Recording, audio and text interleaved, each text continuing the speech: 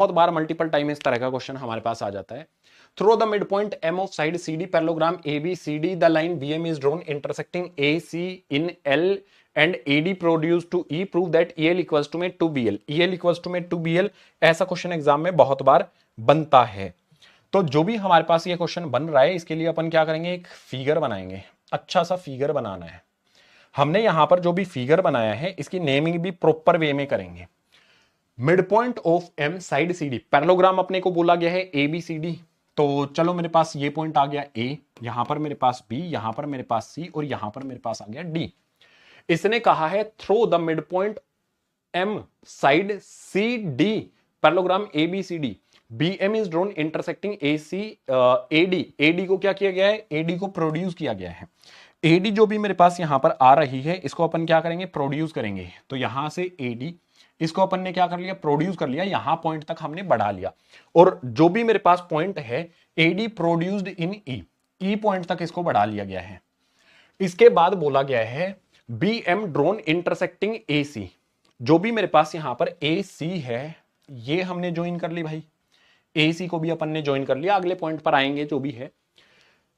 Throw the mid point M side C D, जो भी मेरे पास यहां पर एम है मिड पॉइंट होगा और ऐसे ज्वाइन कर दिया गया, ये मेरे पास क्या हुआ, एम पॉइंट हुआ। और इसके अलावा हमारे पास कौन सा पॉइंट बचा, एल पॉइंट बचा, ये हमारे पास एल पॉइंट आ गया है। ये अपने पास ओवरऑल फिगर बन रहा है। इसमें बोला गया है कि एम हमारे पास जो है ये इसका मिड पॉइंट है, तो एम डी सी, एम से डी और एम से सी दोनों हमारे पास क्या हो जाएंगे, इक्वल हो जाएंगे। सबसे पहला पॉइंट क्या होगा इसमें, कौन से ट्राइंगल लें, तो अपने को निकालना है E L two B L. ठीक है, समझो क्वेश्चन को निकालते हैं, बहुत बढ़िया क्वेश्चन बन रहा है, ध्यान से देखना, एग्जाम में बनने के हायर चांसेस हैं। हमारे पास जो भी यहां पर बी सी एम है और उसके बाद ई डी एम है, इन दोनों ट्राइंगल्स को देखो। यहां पर मैं लिख लेता हूं in triangle B C M and मेरे पास यहां पर दूसरा ट्राइंगल आ जाता है। दूसरा ट्राइंगल कौन सा हो गया, ई डी एम हो गया। ठीक है, लिख लेते हैं ई डी एम। सबसे पहले मेरे पास यहां पर क्या होगा, एंगल नंबर 1, यहां पर मेरे पास क्या होगा, एंगल नंबर 2, यहां पर मेरे पास क्या होगा, एंगल नंबर 3, यहां पर मेरे पास क्या होगा, एंगल नंबर 4।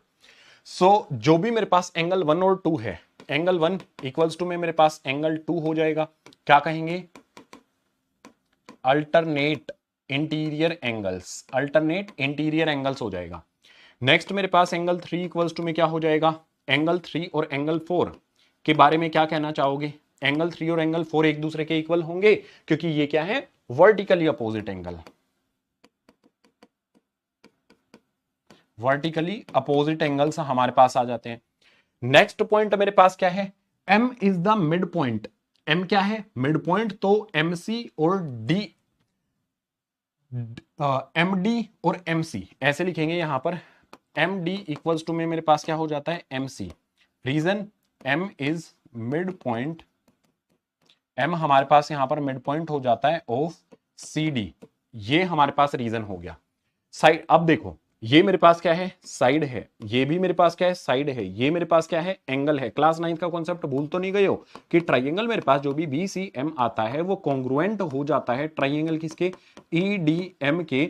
और जो भी मेरे पास ये दोनों कॉन्ग्रुएंट हुए हैं वो कौन सी वाली प्रॉपर्टी से, एंगल एंगल साइड वाली प्रॉपर्टी से हमारे पास ये कॉन्ग्रुएंट हो जाते हैं। एंगल एंगल साइड वाली प्रॉपर्टी से कौन सी प्रॉपर्टी लगी, क्लियर, प्रॉपर्टी कौन सी लगी है, एंगल एंगल साइड प्रॉपर्टी, याद रहनी चाहिए ये प्रॉपर्टी आप सभी को, क्लियर।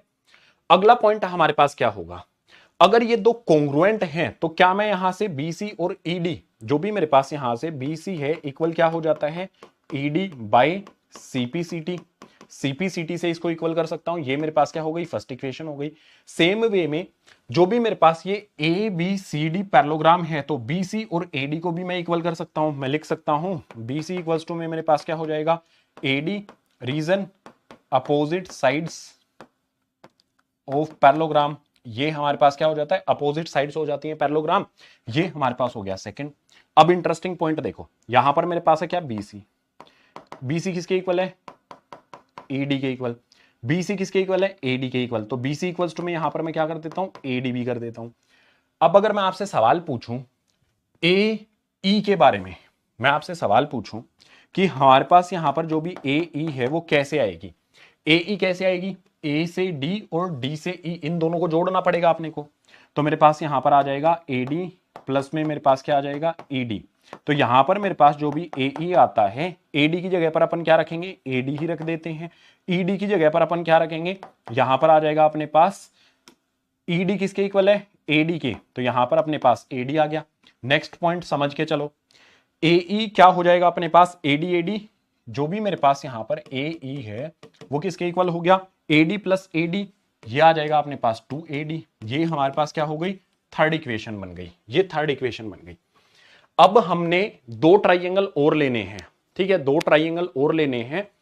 ये वाला ले लेते हैं ALE, यहां पर मेरे पास ALE और ये हो जाएगा CLB इन ट्राइंगल ALE, ठीक है, यही ले लेते हैं। हमारे पास आ जाएगा ALE एंड मेरे पास यहां पर ट्राइंगल आ जाएगा ALE लिया CLB, तो मेरे पास यहां पर CLB। इन दोनों ट्राइंगल में देखो, सबसे पहले तो एंगल 1 और एंगल 2 इक्वल हो जाएंगे। एंगल 1 इक्वल्स टू में मेरे पास एंगल 2, रीजन हम यहां पर दे चुके हैं। देखो एंगल 1 एंगल 2 क्या है, अल्टरनेट एंगल्स हैं,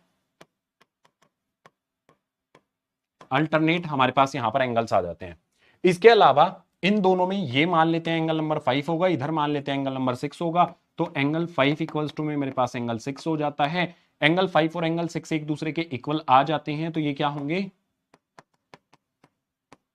वर्टिकली अपोजिट एंगल्स हो जाएंगे। वर्टिकली अपोजिट एंगल्स, दो करस्पॉन्डिंग एंगल इक्वल आ गए, तो मैं बोल सकता हूं ट्राइंगल ALE जो भी हमारे पास है वो सिमिलर हो गया है ट्राइंगल CLB से। कौन सी वाली प्रॉपर्टी से, AA प्रॉपर्टी से ये सिमिलर हो गया।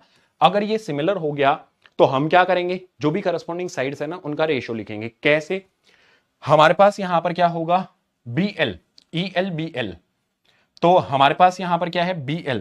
मैं यहां से देखता हूं, अगर यहां से मैंने BL लिखा है तो ये क्या हो जाएगा EL, यानी कि ऐसे लिखा जाएगा EL अपॉन में मेरे पास यहां पर BL इक्वल्स टू में EL BL।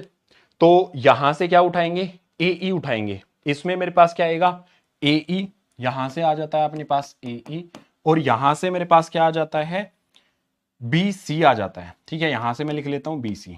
तो यहां पर मेरे पास EL as it is, BL हमारे पास एज इट इज।